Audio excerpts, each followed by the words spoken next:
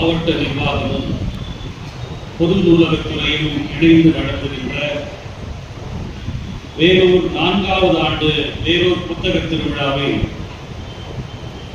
மிக சிறப்பாக 9 நாட்களாக நடத்தி வருகிற மாவட்ட நிர்வாகத்திற்கும் இந்தியாவில் வேறு எந்த மாநிலத்திலும் இல்லாமல் புத்தகங்களுக்காக ஒரு திருவிழாவை மாவட்டந்தோறும் நடத்தி வாசிப்பை இலக்கியத்தை மக்கள் மனங்களில் பதிய செய்ய வேண்டும் என்கிற மிக முக்கியமான ஒரு முன்னோடியான இந்த முயற்சியை செய்கிற தமிழக அரசுக்கும்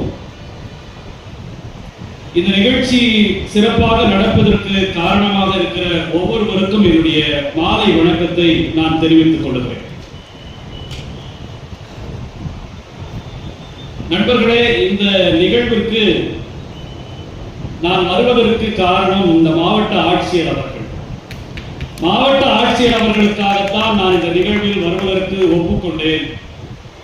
தமிழ்நாட்டில் எந்த ஊரில் புத்தக திருவிழாக்களில் பேசினாலும், எந்த ஊர் மேடைகளில் பேசினாலும் வேலூரில் பேசுகிற நிறைவு என்பது வேறு எங்கும் கிடைப்பதில்லை.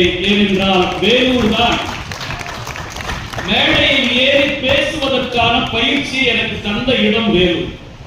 இங்க இருக்கிற காவு அரங்கம் தான் நான் முதல்ல ஒரு பெரிய அரங்கத்தில் ஏறி பேசுவதற்கான அந்த பழக்கத்தை பேசுகிற அந்த பயிற்சியை எடுத்த ஒரு இடம். நான் தத்தி நடந்த இடம் வேலூர். எனவே வேலூருக்கு ஒரு மிகப்பெரிய சிறப்பு உண்டு. எங்கு திரும்பினாலும் வரலாறுகள் நிறைந்த ஒரு மண் என்றால் அது வேலூர் தான். நாம் எங்கு திரும்பினாலும் எதை பார்த்தாலும் மிக முக்கியமான வரலாற்று சுவடுகள் நிறைந்த ஒரு இடம் நம்முடைய வேலூர்.